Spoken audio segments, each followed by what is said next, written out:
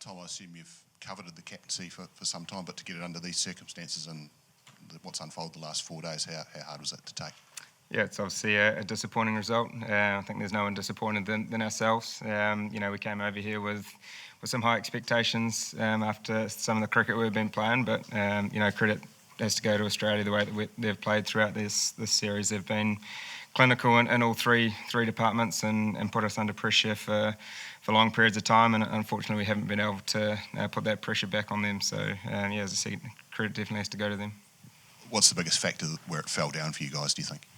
I think there's a few things. I think from a batting point of view, we never really reached the standard that we kind of set ourselves from a batting point of view. You look at the Australians, the way they their first innings total put a big score on the board and were able to dictate terms from there. And unfortunately, we weren't able to do that. We weren't able to match it. And I guess from a bowling point of view, the partnerships that they keep having, we weren't able to keep breaking the back of them. They had partnership after partnership, and that certainly makes it hard from a bowling point of view when you're not taking those wickets in clumps. So there's obviously a lot for us to learn from throughout the series. So hopefully we can go away and learn from that. How are you feeling yourself, having obviously you and the others have built it up for quite a long time? What's your feeling at the moment in terms of your own performance and the team? Yeah, it's obviously disappointing. You want to come over here and play a good brand of cricket and obviously win, but we've obviously failed to do that, unfortunately. But that's cricket. It's important that we, as I said, we do try to learn from this, and Australia probably set the standard in this series. Coming over here, we knew they were a tough opponent, but I think that's a standard that we need to try to reach. And but I think throughout we have been playing some decent Test cricket, and it's important that we don't start pointing the finger or looking at other factors. So it's important that we try to learn from this, and when we get back together as a red ball team, that we face India and we can hopefully play our brand of cricket that we want to. Tom, where does it rank this trip in the toughest experiences you've had as a player? Yeah, I think coming over to Australia, it's always a challenge. It's an exciting challenge. You're put under pressure against the best in the world in their own conditions. So obviously it's a very challenging tour, but it is important that we try to take the positives from it. You look at guys like Tom Blundell who came in for his first game at the top of the order and certainly looked the part, and obviously the way he played in the MCG, and then Glenn fresh off the plane the day before the game to play the way he did in that first innings. And then obviously our bowlers, there's something that we do pride ourselves on is the attitude and the effort, and that's something that's never doubted in this group. The boys keep coming in spell after spell, and just unfortunately it wasn't meant to be for us. Tom Latham. Tom Latham, something on Ross Taylor.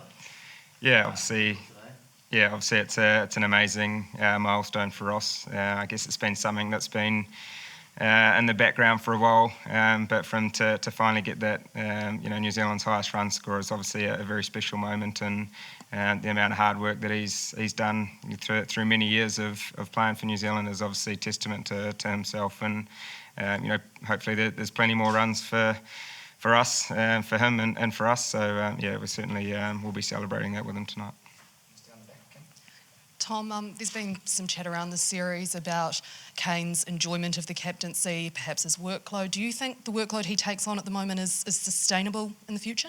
I think so. That's obviously a decision that Kane has to come up with, but I know he's certainly very passionate about this team. Something he's been passionate for a long time, and as a group, we're a tight group. We get on really well, and for us, it's about just trying to, I guess, keep enjoying the game. And when you do come to a place like this, you are put under pressure for long periods of time. So it's important that we probably get a little bit of a break now before India come to our shores. And I'm sure by the time they come around, the boys will be refreshed and ready to go. And are there any questions in your mind about some of the selection decisions that have been made this series? I think every time you're put under pressure or you lose a game, there's obviously question marks. But I think whatever side we put out on the park, we're 100% behind that side. We've got 15 guys in the squad, or 16, including Glenn, who came over the other day. But we have full back in the side, whoever's playing. And I guess that's the beauty of our side. We have guys that can come in that have played international cricket before, and we certainly back them the whole way. Tom, the fact that there were so many collapses and you just couldn't bat the number of overs, can you just dismiss this as a massive slip up and go back to playing the way you were, considering the next bowling attack you'll face is also pretty world class? Or do you think there are any issues that you need to look at with the batting? I think it's really important that we try to learn from this experience. I think when you're put under pressure against a world-class bowling attack that the Australians have, it is obviously the standard that we want to reach. And even though we've been playing some good Test cricket leading into this series, we were put under pressure and we didn't quite perform at our best. So for us, for each batter, it's about trying to learn as much as we can from this series. What we need to do, where we need to go, what we need to improve. So I guess once the dust settles on this tour and guys reflect, then hopefully leading into those Test matches against India later on in the season, we can try have a few improvements. Tom, it was 3 decades since New Zealand played over here in the MCG and SCG. Would you like to see this become like every 4 years that the Black Caps come over and play in the Boxing Day and New Year's Test matches? Yeah, that'd be great. Obviously coming over here, it was obviously something that everyone was looking forward to for a long time. As soon as it was in the calendar, and to have that game at the MCG was obviously pretty special, and to play at these sort of grounds and be involved in a McGrath Foundation game is certainly pretty cool. And I guess the beauty of it in Melbourne was the amount of support we had was unbelievable, and that's something that we should recognise. We haven't had that support for a long time, or we don't necessarily get that support back home. So if it was every 4 years, that would be great, and to keep challenging ourselves against Australia in their own conditions is obviously what we want to do. So if that's the case, then I'm sure the guys would love to do that.